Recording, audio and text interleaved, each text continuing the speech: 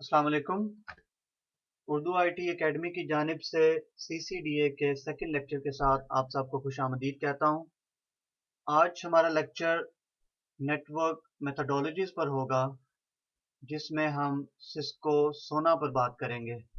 And सोना stands for service oriented network architecture.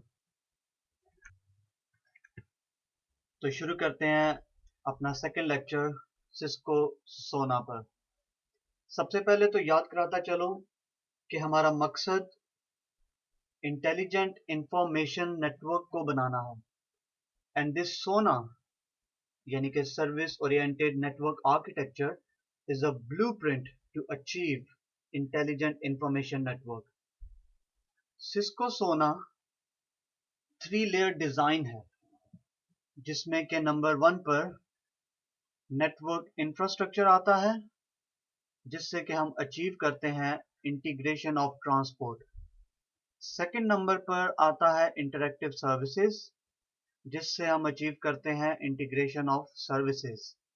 And third number पर आता है एप्लीकेशंस, जिससे हम अचीव करते हैं इंटीग्रेशन ऑफ एप्लीकेशन या एप्लीकेशन ओरिएंटेड नेटवर्क। एक छोटा सा क्विज आप लोगों के लिए, क्या आपको याद है कि integration of transport, integration of service और एप्लीकेशन ओरिएंटेड नेटवर्क क्या चीज है? अगर नहीं याद है तो चलें सबसे पहले लेक्चर नंबर 1 को रिपीट करें और फिर लेक्चर नंबर 2 को शुरू करें। थोड़ी सी रिवीजन के लिए, integration of transport mean integration of unified communication,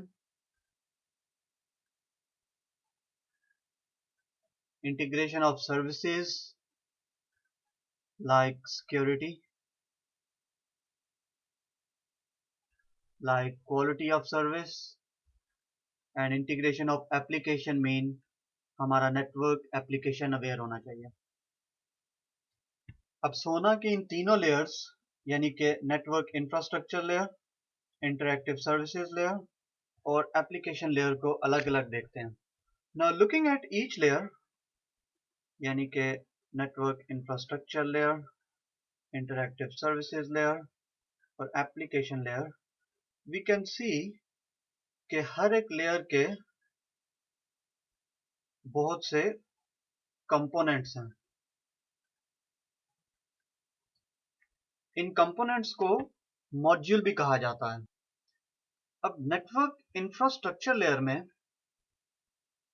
किसी भी एंटरप्राइज के नेटवर्क का आर्किटेक्चर होता है, यानी कि उस एंटरप्राइज का कैंपस या लैन आर्किटेक्चर, उसका वैन आर्किटेक्चर, उस एंटरप्राइज का डेटा सेंटर का आर्किटेक्चर, सर्वर्स, उस एंटरप्राइज की ब्रांचेस का आर्किटेक्चर, ये सब नेटवर्क इंफ्रास्ट्रक्चर लेयर में आता है। अब जैसे कि मैंने कहा कि इन कंपोनेंट्स को मॉड्यूल भी कहा जाता है, और ये मॉड्यूल और इनके सब मॉड्यूल्स हम आने वाले लेक्चर्स में डिटेल में देखेंगे।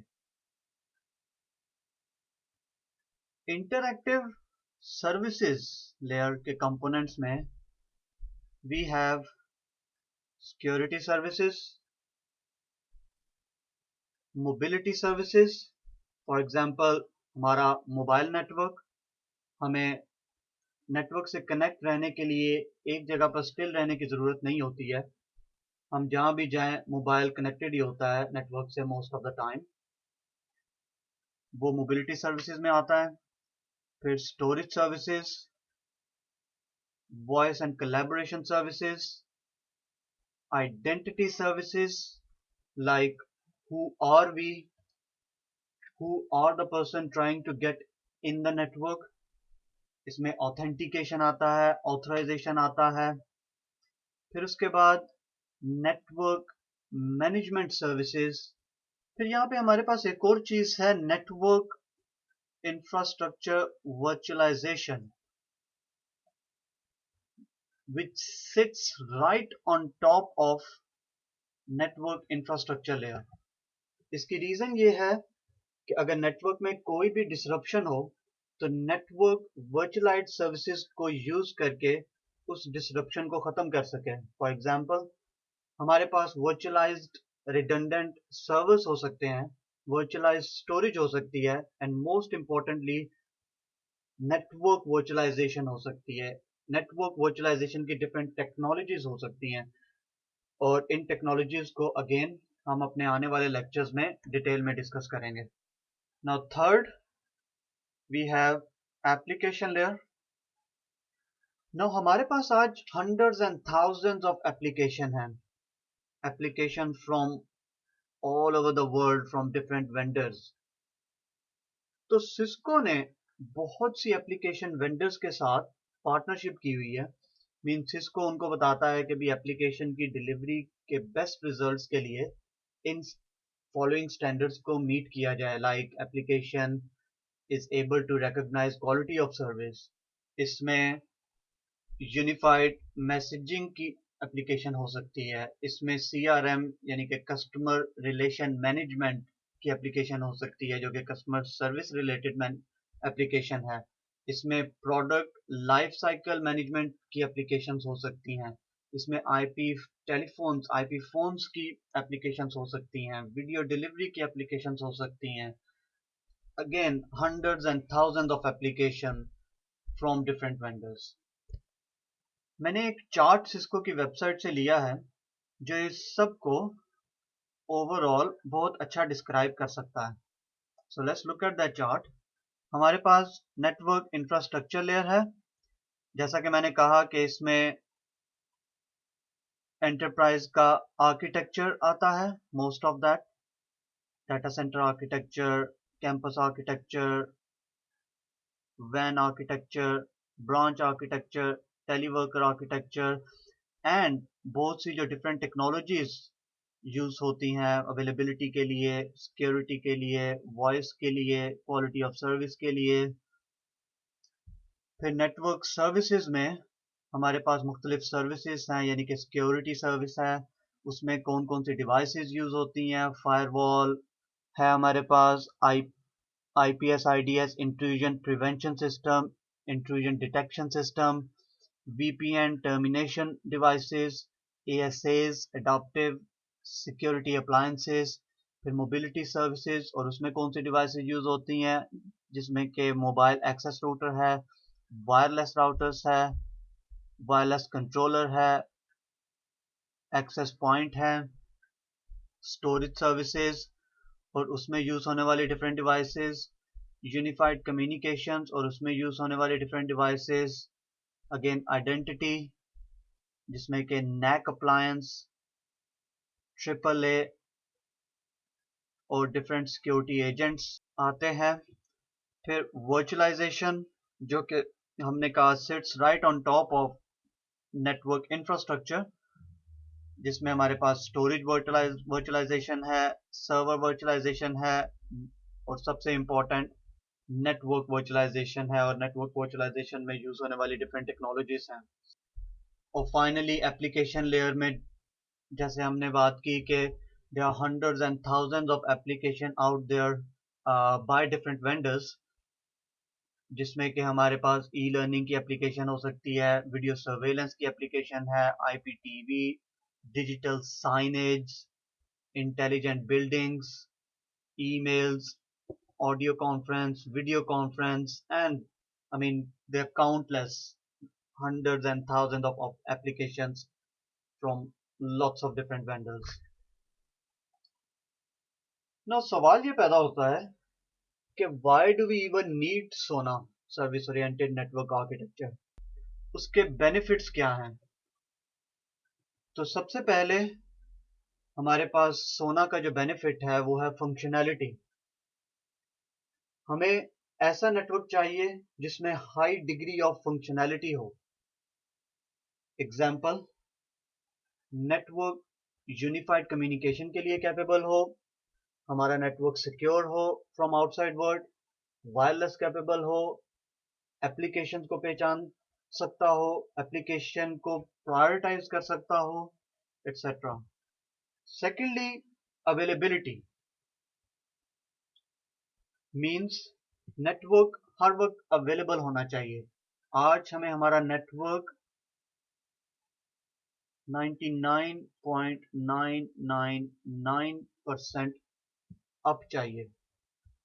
That's a down time of 5.26 minutes per year. आज हमारे पास बहुत सी ऑर्गेनाइजेशन ऐसी भी हैं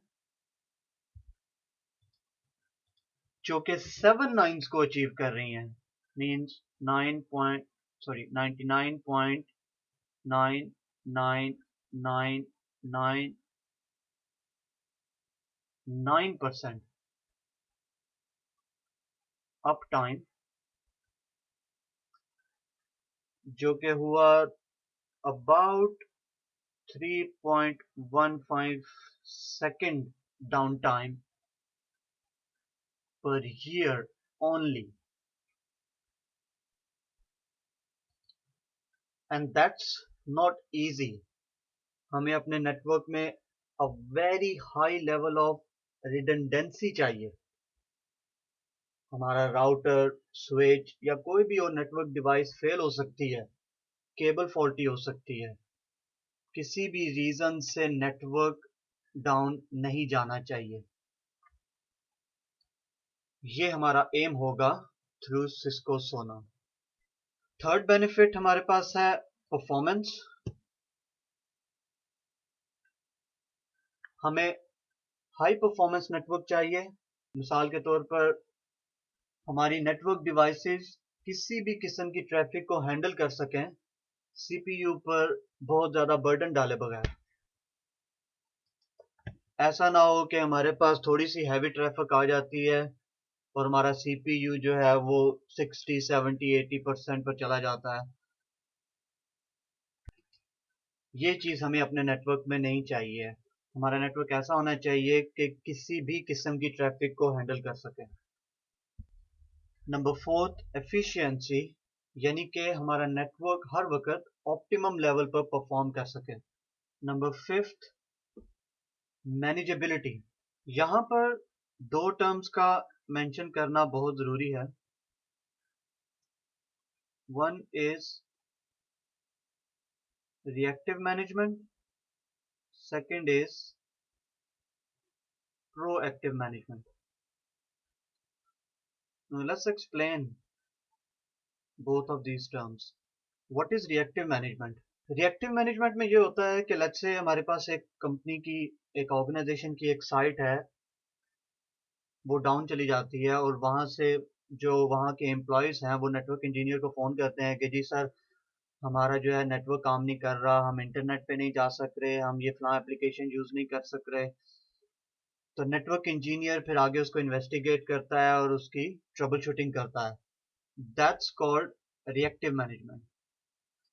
प्रोएक्टिव मैनेजमेंट में ये होता है कि हम किसी सॉफ्टवेयर के ज़रिए या किसी मैनेजमेंट स्टेशन के ज़रिए अपने नेटवर्क को मॉनिटर करते हैं और जब भी कोई राउटर, कोई स्विच या कोई भी नेटवर्क डिवाइस डाउन जाती है या उसकी सीपीयू यूटिलाइजेशन अप जाती है या उसकी मेमोरी यूटिलाइजेशन अप जाती है, तो वो network management software network engineer को ईमेल कर सकता है, उसको टेक्स्ट मैसेज भेज सकता है कि भाई फलां जगह पर फलां डिवाइस जो है उसका सीपीयू बहुत हाई हो रहा है, उसकी मेमोरी कंजम्पशन बहुत ज़्यादा हो रही है या उसका जो लिंक है वो डाउन चला गया है, प्लीज़ इन्वेस्टिगेट। तो फिर वो नेटवर्क इंजीनियर उस चीज़ को ट्रबल शूट करता है। तो हमें आज हमारे नेटवर्क में प्रोएक्टिव मैनेजमेंट ज़्यादा चाहिए। नंबर 6 में हमारे पास है स्केलेबिलिटी। हमारा नेटवर्क स्केलेबल होना चाहिए, मीन्स के नेटवर्क आसानी से ग्रो कर सके। जैसे कि लेट्स से एक ऑर्गेनाइजेशन डिसाइड करती है कि भी वो 50 और लोग हायर कर रही है या कि एक नया डिपार्टमेंट खोल रही है, तो हमारा नेटवर्क इसको इजीली अकोमोडेट कर सके। ऐसा ना हो कि भाई 50 लोगों को अकोमोडेट करने के लिए आपको नेटवर्क जो है वो पूरा रीडिज़ाइन करना पड़े, ऐसा नहीं होना चाहिए। या फॉर एग्जांपल कि अगर एक ऑर्गेनाइजेशन में वॉइस अभी यूज़ नहीं होती है and in future organization decide करती है कि भाई हम अभी वॉइस भी नेटवर्क में यूज़ करेंगे, तो हमारा नेटवर्क इस काबिल होना चाहिए कि वो इजीली उस वॉइस को इनकॉर्पोरेट कर सके, रादर देन कि उस नेटवर्क डिज़ाइन को कंप्लीट चेंज किया जाए वॉइस को अकोमोडेट करने के लिए। That's it. अपने आज के लेक्चर में हमने सिस्को के नेटवर्क डिज़ाइनिंग के ब्लूप्रिंट यानी सोना सर्विस ओरिएंटेड नेटवर्क आर्किटेक्चर पर बात की, उसके मुख्तलिफ कंपोनेंट्स या मॉड्यूल्स को देखा और इसके बेनिफिट्स पर बात की। उम्मीद करता हूँ कि आपने ये लेक्चर एंजॉय किया होगा। कमेंट्स देना ना भूलिएगा और सबसे ज़रूरी दुआओं में याद रखिएगा। Thank you very much for listening to me. अल्लाह हाफिज़।